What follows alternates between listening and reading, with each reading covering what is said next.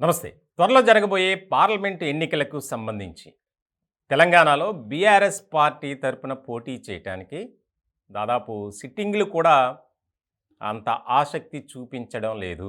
ఇప్పుడు ఇదే ప్రధానమైనటువంటి వార్త. చర్చ జరుగుతుంది తెలంగాణలో.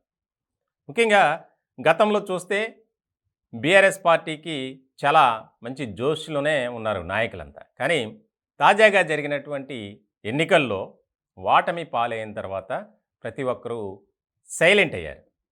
ముఖ్యంగా ఈ పార్లమెంటు నియోజకవర్గాలకు సంబంధించి కేటీఆర్ అధ్యక్షతన సమీక్షా సమావేశాలు జరుగుతున్నాయి.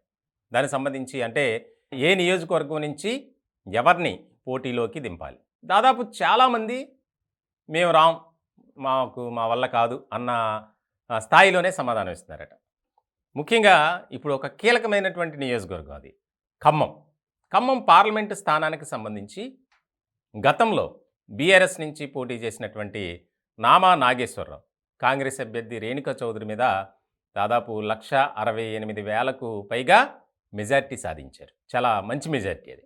ఇట్లాంటి క్రమంలో ఇప్పుడు తాజాగా జరగబోయే ఎన్నికల్లో ఖమ్మం నుంచి నామా నాగేశ్వరరావు పోటీ చేయడానికి నో అనే సమాధానం చెప్తున్నారట.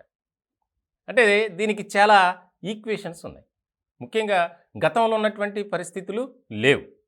తాజాగా జరిగిన ఎన్నికల్లో దాదాపు ఖమ్మంలో కాంగ్రెస్ పార్టీయే క్లీన్ స్వీప్ చేసినటువంటి పరిస్థితి. ఇట్లాంటి సందర్భంలో బీఆర్ఎస్పై ప్రజల్లో కూడా ఒక నమ్మకం అనేది లేదు. ఎవరు కూడా పార్టీని నమ్మట్లేదు, పార్టీలో ఉన్నటువంటి నేతలను కూడా నమ్మట్లేదు. మరి ఇటువంటి సిచ్యువేషన్లో ఖమ్మం నుంచి పోటీ చేస్తే గెలుపొందగలమా అనేది నామా నాగేశ్వరరావు ప్లస్ ఆయన అనుచరులు ఒక అనుమానం వ్యక్తం చేస్తున్నారు. దీనికి సంబంధించి ఇటీవల కేటీఆర్ అధ్యక్షతన తెలంగాణ భవన్లో సమావేశం జరిగింది. ఆ సమావేశంలో కూడా ఏ అంశాల మీద ప్రస్తావించారట. ముఖ్యంగా నామా నాగేశ్వరరావు అనుచరులు మాత్రం ఖచ్చితంగా పోటీ చేయకుండా ఉంటేనే బెటర్ అనేది వ్యక్తం చేస్తారట. కాంగ్రెస్లోనేమో నేనే పోటీలో ఉంటానని రేణుకా చౌదరి గారు చెప్తున్నారు, ఖమ్మం నాదే అని. ఇక్కడ ప్రత్యర్థి పార్టీ అయినటువంటి బీఆర్ఎస్లో ఆ పరిస్థితి కనిపించట్లా. మరి గత ఎన్నికల్లో మంచి మెజార్టీతో గెలిచినటువంటి నామా నాగేశ్వరరావు గారు ఈసారి పోటీ చేయడానికి ఇంట్రెస్ట్ చూపించకపోవడానికి కారణం ఏంటి? ముఖ్యంగా తెలంగాణలో బీఆర్ఎస్పై ఒక రకమైనటువంటి అనుమానం, అసంతృప్తి అన్నీ ఎక్కువైనాయి. ఇట్లాంటి సందర్భంలో పోటీ చేసి ఓడిపోయే కంటే సైలెంట్గా ఉండటం బెటర్ అనేది నామా వర్గీయులు చెప్తున్నారట. దీనికి సంబంధించి ఇప్పుడు ఇంకా చాలా సుదీర్ఘమైనటువంటి చర్చలు జరుగుతున్నాయి. ఎందుకనంటే పార్లమెంటు స్థానాల్లో పోటీ చేయడానికి బీఆర్ఎస్ నుంచి ఎవరు ముందుకు రావడం లేదు అనేది బాగా అర్థమవుతుంది. ఒక పక్కన కేసీఆర్ ఆయన ఇంటికే పరిమితమైనటువంటి పరిస్థితి. ఫిబ్రవరిలో వస్తారు ఖచ్చితంగా, ఆయన జన్మదినం ఉంది కాబట్టి ఆ రోజునే రీఎంట్రీ అంటున్నారు. చూడాలి.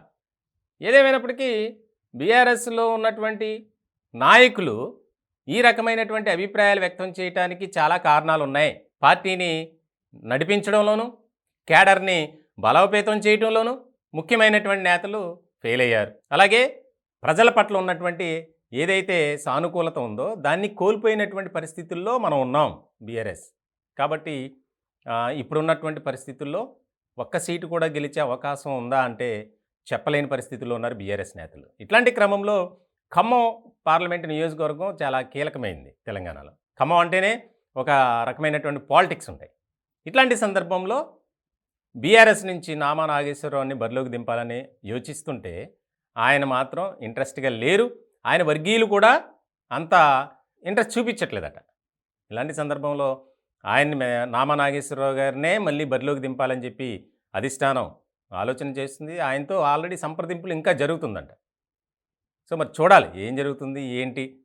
ఖమ్మం నుంచి కొత్త అభ్యర్థి వస్తారా, లేదా నామా నాగేశ్వరరావు మళ్ళీ వారి యొక్క ప్రతిపాదనను అంగీకరించి మళ్ళీ పోటీలో దిగుతారా అనేది ఇక్కడ కీలకంగా మారినటువంటి అంశం.